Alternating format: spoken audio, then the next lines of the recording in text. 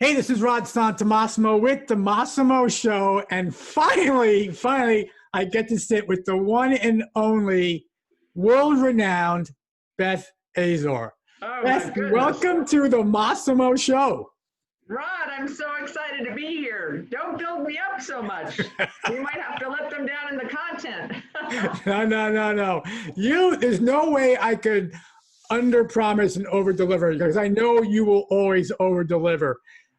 Beth, I know you as this ultra successful commercial real estate investor, developer, broker, leader, teacher, coach, and so much more. But why don't you share with our audience a little about, in a really 30 seconds, who is Beth Azor? So Beth Azor is a single mom of two teenage boys. I could really just stop there, as you can imagine. I own 6 shopping centers in South Florida. I've been having that company for about 15 years. In my spare time, I travel around the country teaching retail leasing agents how to fill vacancies in shopping centers. And I had an 18-year career from rookie to president with a company in Miami called Terra Nova, where we were the largest third-party service provider for shopping centers for institutional clients in Florida. And it's fair to say, we'll get into this a little bit. And your passion, you have so many passions. I follow you on Facebook and LinkedIn. You have so many passions. But one of your passions is making sure that women also have the opportunities that you had to go out there and make a difference. Yeah, using commercial real estate as a vehicle. But tell us a little about that as well. Well, I have always wanted to own my own real estate, and I had the blessing of working with a guy by the name of Stephen Vittel. He was the chairman of Terra Nova, and he came to me early on in my career as a young leasing agent. I was making, just starting to make 6 figures, and he kept saying, "Hey, we're going to invest in this deal. Do you want to invest?" And I would never have the money. I didn't have the discipline back then as a young leasing agent to put money aside to invest. And after the third ask, he literally dragged me by the neck to the local community bank, and he co-signed a note for me for $50,000 so I could invest in my first deal, which we ended up owning for about 23 years, sold a couple years ago to Kimco, and made hundreds and hundreds and hundreds of thousands of dollars on that initial $50,000 investment. So I was blessed to have a guy like him. I want to help other people, not that I'm going to go co-sign a bunch of $50,000 notes, but in my last development where I bought a 1970s 2-story office building, we knocked it down and we just opened a Starbucks multi-tenant building. 4 leasing agents that I have known each put in less than $10,000 as one of my family and friends, because I want to give people a leg up. And without leasing agents, Rod, there would be no development, no shopping center owners. You have to have people who can bring the tenants to the deals. And but they rarely get the opportunity to invest and help grow their wealth. And I really want to help women and men, especially leasing agents, do that. That's awesome. That is absolutely awesome. And I got to become part of that family and friends and invest with you, because I know you are so passionate about what you do. But let's talk about you and help the audience understand. I know you're a single mom, 2 boys. Let's go beyond that, though. Let's go back to when you were a teenager and you were in high school. Where were you living? And were you an entrepreneur back then? Did you have certain passions? Where were you back then? So Flagler Beach, Florida, a small town between Daytona and St. Augustine. My dad was in residential real estate and sold lots in Milwaukee, Wisconsin for ITT, who had planned development in Palm Coast, which is right next to Flagler. So he took our family down to Flagler Beach when I was 14. I was a freshman in high school. We moved in April, and First, I was a flag girl. Then I was a cheerleader. I literally just found a newspaper article when they announced that I was the editor of the school newspaper. I posted that on Instagram and said, "See, I was putting out content back when I was 16." I worked. My parents, they owned, when we moved to Florida, my dad opened his own brokerage firm, and they also bought a motel on the beach. So every night I worked. My parents believed that when you turn 11, you start working. So I cleaned houses for my parents for their business. I cleaned motel rooms. I cleaned hair salons. Cleaning, I guess, was the easy job when you're a teenager. And then when I grew a little bit older, I sat at the front desk at the motel every night. I did my homework and then checked people in, a little, like a 20-unit motel on the beach in Flagler. So I was involved in everything, student council, just very, very active, but also worked and just loved life, loved living on the beach in Flagler. It was fun. So did you head off to college at a certain time? I did. I went to Florida State University. I wanted to go to be a Gator, but when I sent my 2 applications to Tallahassee and Gainesville said, "Congratulations, you're accepted, but you need to come in the summer." And then the next day I got the letter from Tallahassee that said, "Congratulations, you're accepted. See you in the fall." And I went, I'm going to be a Seminole. I wanted one last summer of fun. And I always tell young people, it really doesn't matter where you end up. It's what you put into it, not, it's really what you make of it. So I got to Florida State. I lived in a dorm. The second year I was an RA, so I became a leader in the dorm. And then I joined a sorority my junior year. And my senior year, I ran Greek Week for the campus. And again, doing my spring cleaning, now I'm finding all of these articles where I led the largest muscular dystrophy fundraising marathon at the school at the time, and I was getting all of these accolades. So I love being very, very, very busy and giving back to the community and having a lot of fun. I did end up in the hospital the last month of my senior year because I think I had like mono.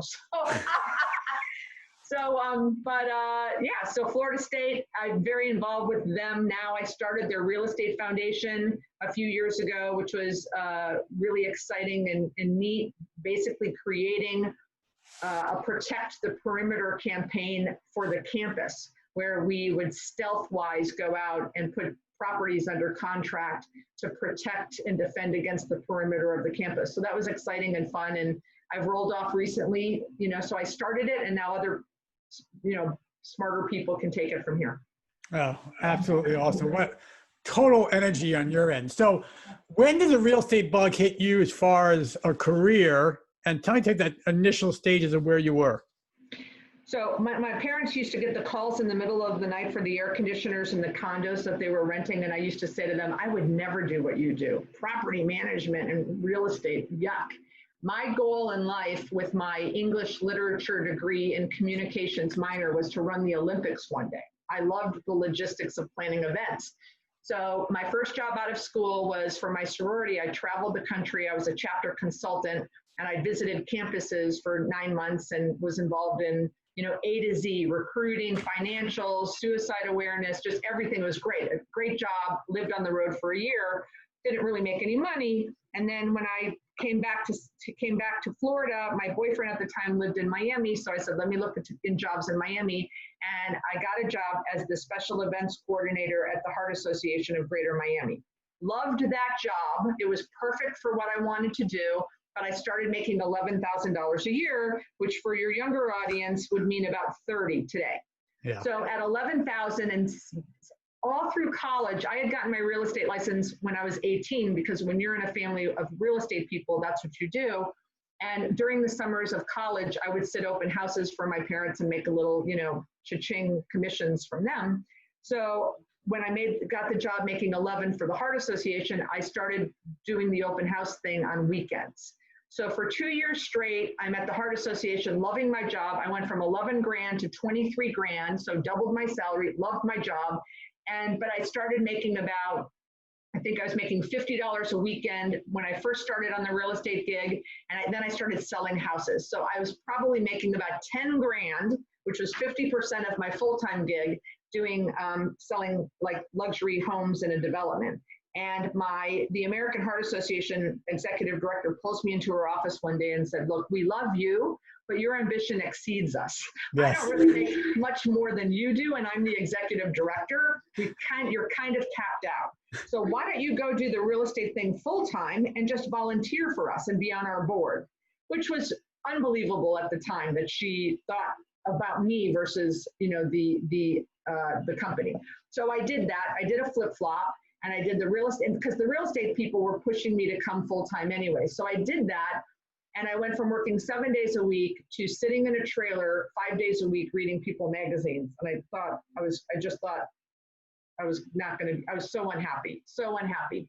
And then I met a woman who was helping us on Mother's Day weekend, who was a leasing agent for a shopping center developer, and said, you need to get into commercial real estate. I said, gross, that's selling land. That's more boring than this.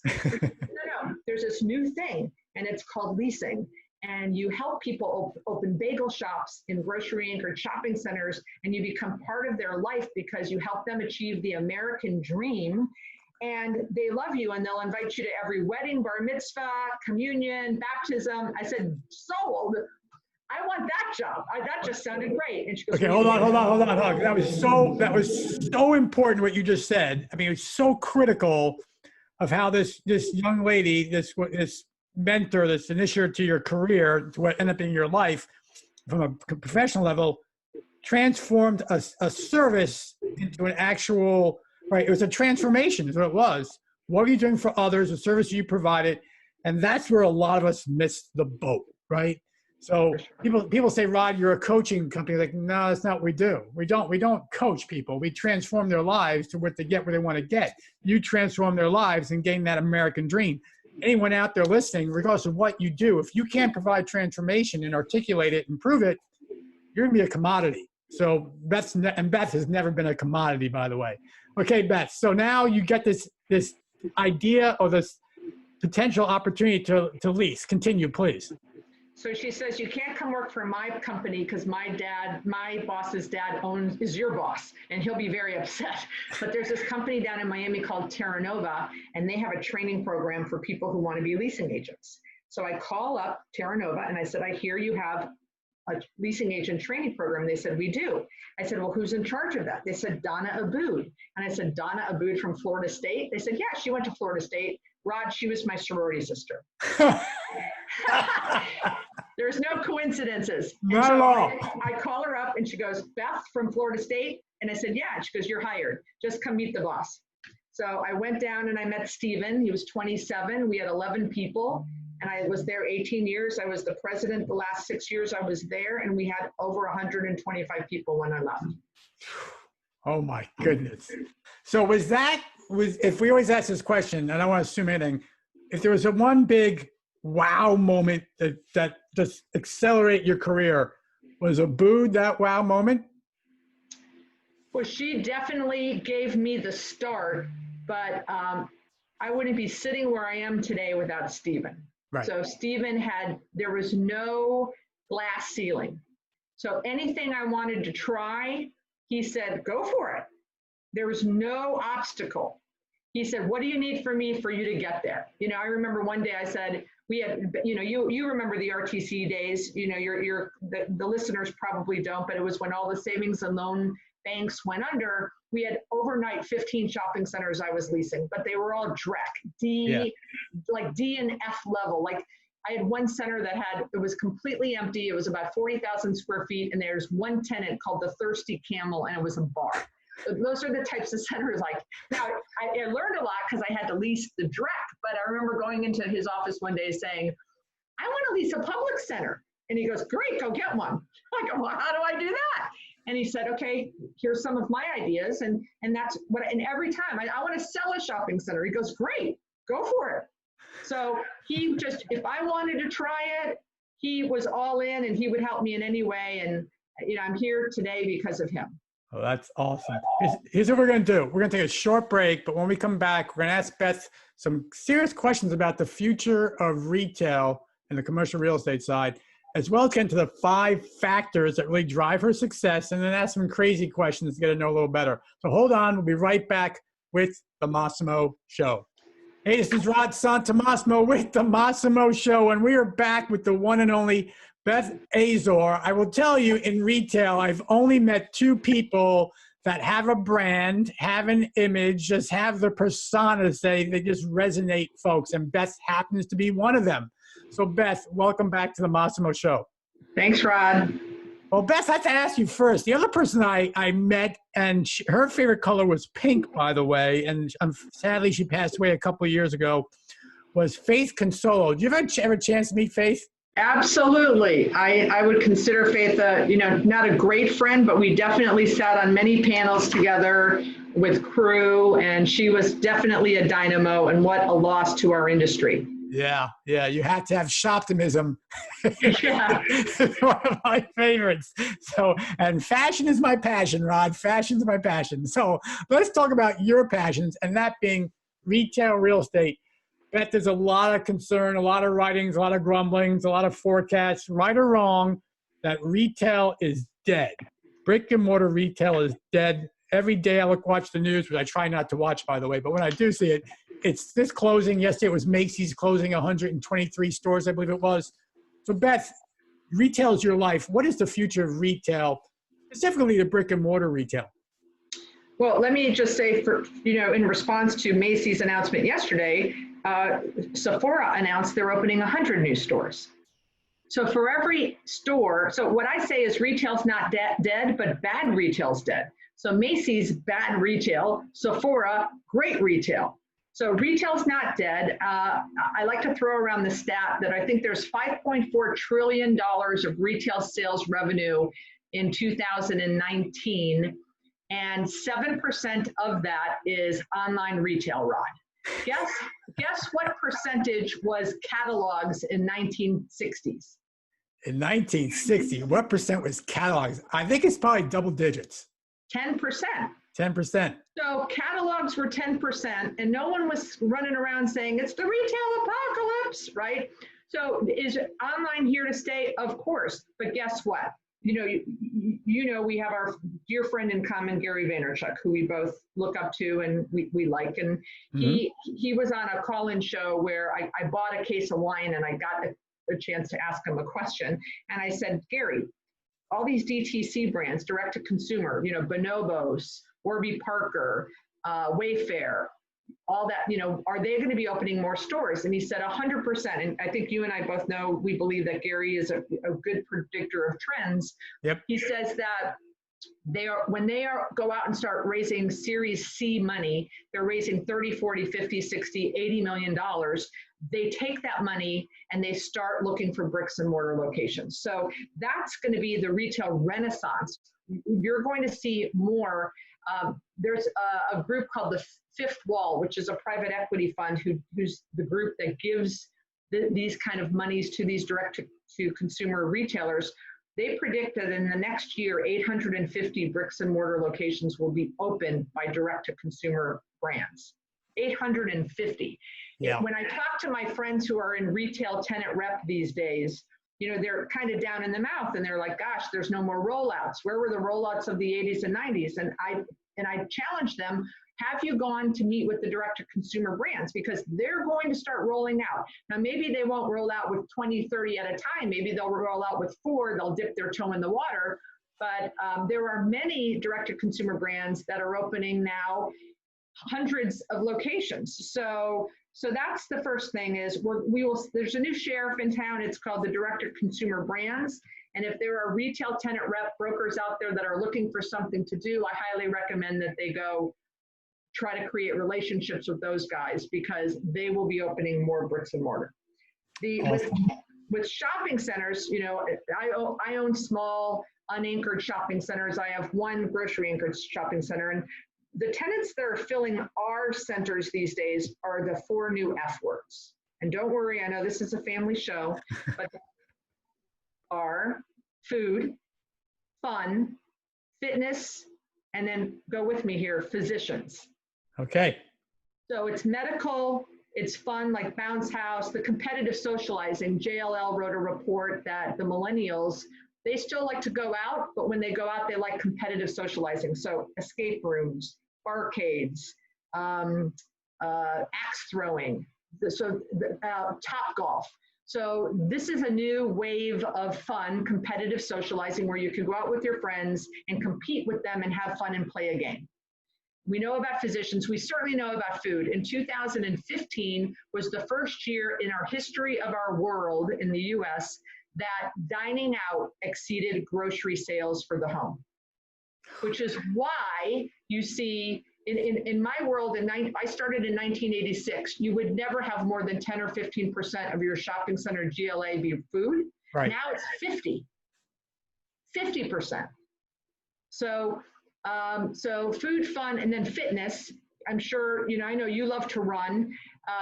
I'm sure in North Carolina, in every little shopping center that you drive by, you see a boutique fitness concept. Absolutely. Right? Yep. Pure Barre, Soul Cycle, pole dancing, whatever it is. So fitness and health has become, at the top of most people's, goals. And there's still larger gyms opening too, but this whole spin-off to do the smaller units, the fitness boutiques. So those are the concepts that are filling our shopping centers today. Yes, we no longer have clothing boutiques and shoe stores and retail, pure retail, because if that becomes a commodity, the pure retail play, they can get that on Amazon and get it delivered. But the experience, going out to eat with your kids or your spouse or your girlfriend or your friends, going and having fun, axe throwing. Let's see what that's all about. Top golf. You can't do that online. You can. I was sick during the holidays and I actually did a video doc,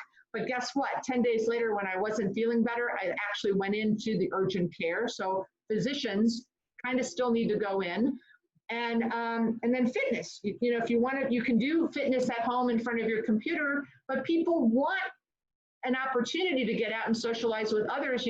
Mark Wahlberg's behind this F45 concept, and he's got, ads every time I turn around on Facebook showing him working out with 20, 30, 40 people at F45. Love it. I love it. Folks, so insightful. Beth, thank you. Okay, Beth, it's time for 5 factors of success in 5 minutes. We're going to time it, and I know you're going to make it. Are we ready? Yeah. Okay, ready? I got my little stopwatch here. Go. Prospecting. How do you and/or your team prospect? I canvass every week, every Tuesday, 1 to 4, 30 business cards or 3 hours, whichever comes first. And I do about 300 Facebook prospectings every week. Tell me, expand on Facebook prospectings. What do you mean? So I create a targeted list. So I want barbers. So last night from 10:30 to 11, while I'm watching Netflix, I went to the text portion on the Facebook and DM'd 10 barbers in Fort Lauderdale. 4 responded, 3 said no thank you, and 1 said, where are your shopping centers? And we have a showing on Friday. That's awesome. Okay, marketing. What do you do to market yourself, your firm, your brand? So I put out a lot of content on LinkedIn. I started Instagram a year ago. I do some Facebook. I do run print ads in shopping centers today because the executives of the big companies who might want to hire me to come teach their leasing team, they're still reading those magazines. They're not on social. So it's very important for me to say, okay, what am I marketing? Who's my client? And where can I reach them? And so it's different. So when I want to reach the leasing agents, they're on Instagram or on LinkedIn. If I want to reach the principals, they're still flipping through those magazines on airplanes. Awesome. Knowing where your target audience is and defining a message for them. That is fantastic. Okay. Your people, your team, how many are on your team?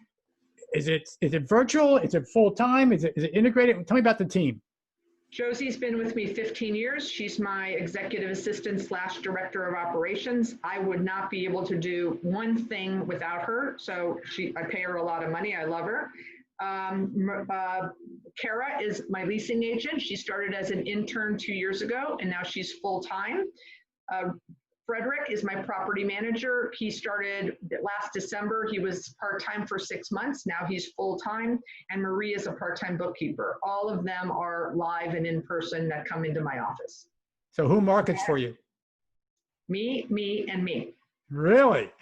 No marketing. Sometimes I will hire certain agencies, like try to do some Facebook advertising, but all my content, I do have a social media woman who is part-time. She does about 10 hours a week, Pam. She does not come into the office, but she is local in South Florida. So she does postings for me. So she'll take, if we do a video at an event, she'll cut it up and do like some editing and clipping and then posting it in different places. So I do have Pam as well. Fantastic. How about platforms, technology that you rely on? For our properties, we have Rent Manager, and for our CRM, we have Pipedrive. I am not a member of CoStar or LinkedIn for what we do. We don't need it. Okay. Mac or PC? PC. PC. She's like me. Okay. I'm old. We're old. And last but not least, take us to the day of Beth Azor, single mother, 2 kids, amazing career. What time you get up? Take us to the day. What time you go to bed? 5:30, get up, try to do 45 minutes of the miracle morning. I make breakfast for my 16-year-old. Usually it's scrambled eggs, yogurt, fresh fruit. Wake him up at 6:30. I have coffee. I walk the dog. I get my 3 newspapers that I like to read every day. I take him. We leave the house at 7. He usually drives at this point because he just got his temp permit license. So he'll drive. I'll drop him off at the bus because he goes to a college prep school 40 minutes from our house because he plays on their golf team. I go 3 days a week. I leave the bus and go to my personal trainer where I work out with an hour. The mornings I don't have him, I go back to the house. After training, I rush home, shower, and usually either go to showings, meetings, or go to the office. The mornings I don't have the gym, I go home and I do Facebook prospecting before I jump in the shower and get to the office or go to the showings. I try to do business between the hours of, let's say, 10 and 4. Usually try to have 3 networking lunches a week or showings or something to move the business ahead. I probably am on 3 podcasts a week. But I have 13 vacancies currently, so I have a goal that I'm going to lease 10 spaces in 90 days, and you can't lease space if you don't show space. So we're on a big goal to show about 5 spaces a week. So I want to have at least 1 showing every week that I'm going to. I pick Mario up at 4:30 from the bus, and then I go home and it's Mario and mom time. And Alex is 19. He is a rapper with 30 million downloads. Blonde hair, blue-eyed rapper, and he also works at the Lego store at Sawgrass Mills Mall, and he is the #1 salesperson in the Southeast. And I usually, sometimes we'll go out to eat, sometimes I'll cook. We probably go out to eat or order in 4 nights a week, and then I cook maybe 2 or 3. And then last night I threw the football in the backyard with my son, Mario. Some nights we'll go to movies, some nights we'll watch Netflix.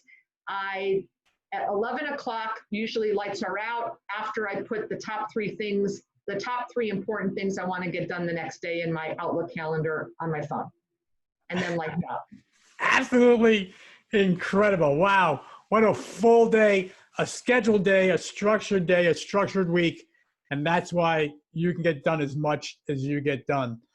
Beth, if you were to share with the audience, give me 2 things to finish this off that you said, Rod, the basis for my success, if I had 2 pillars, it'd be these 2. What 2 would they be?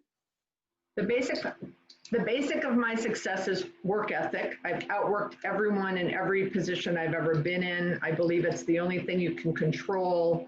You can't control a client. You can't control the economy. You can't control tenants, but you can control your work ethic. So every time Kara gets upset that she loses a deal, I always go back to where's your pipeline. And your pipeline comes from your work ethic. So, last night from 10:30 to 11, I Facebooked 10 barbers. So I don't think she was doing that at 10:30 to 11. So work ethic, that has been a key. And then market information. It shocks me how lack of knowledge has stopped people in getting the best prices, the best rents. One of my biggest successes, and for a topic for another podcast, when I bought a strip club and made it into a strip center. I competed with bigger, smarter companies, and I won because I was able to pay. I offered 3.4, and everyone else was at 3.1. This is for 2 acres. The reason I knew I could pay 3.4 is because I knew that AT&T had paid on a renewal across the street for 5,000 square feet, $50 a square foot. And my competition was underwriting the land and a potential strip center at 40 in rent. And I was underwriting it at 50, knowing I could probably get in the 60s, which I did. And so it shocks me every day, year after year, when I'm talking to people and they have zero understanding of market information and market comps, especially the veterans. They rest on their laurels, and I don't do that. We update our market studies twice a year for every shopping center, and every time I do that, I learn something new. So market information and work ethic. Incredible. And yes, congratulations, because you have proven that you are head and heels above your competition and you dominate your landscape. So congratulations. Beth, it's our honor and privilege to have you as part of the Massimo Show. I know we've spoken more virtually than directly, but I'm so just pumped that we had a chance to correspond and engage today. Folks, it's the one and only Beth Azor. And Beth, before we let you leave though, tell us about your books and tell us about your courses. How do people get in contact with you? So LinkedIn or BethAzor.com are the two easiest ways. Beth at AzorAdvisoryServices.com. Email. I'm very, very responsive on email. I have two books. One's called Don't Say No for the Prospect. And basically it's a bunch of stories on how I said no for the prospect and shouldn't have, and learned my lessons. And they're funny. And if you're in leasing, you'll get a kick out of them. That book came out at the end of last year, and then the book that came out a month ago is called The Retail Leasing Playbook. That's the A to Z on how to be a retail leasing agent, and they're both available on Amazon. I'm excited for your book coming out soon, Knowing Isn't Doing. I can't wait, Rod. When am I getting my copy? Your copy's actually, and it sounds, if you read your email this morning, it's actually in the mail right now. So okay, there you awesome. go. I'm excited. And then I do have workshops for companies that if they have retail leasing teams, they can hire me to come train their leasing agents. And what we do is we have a classroom for 3 or 4 hours, and then we literally hit the ground running. We go out and canvas. I take them by the hand, Rod, and we go into stores. And that's transformational because as much as people say they prospect or canvas, they don't. And I show them how easy it is, and it changes their life because it's fun. And that's how you get deals. You got to talk to people. So they can reach me. Like I said, BethAzor.com is the website. Perfect. Beth, thank you so much for your time today and your sharing. And folks, it always says, Beth just said it. She shared you a lot of information, and now you know it, but it doesn't matter. You got to do it. Until next time, this is Rod Santomassimo with The Massimo Show.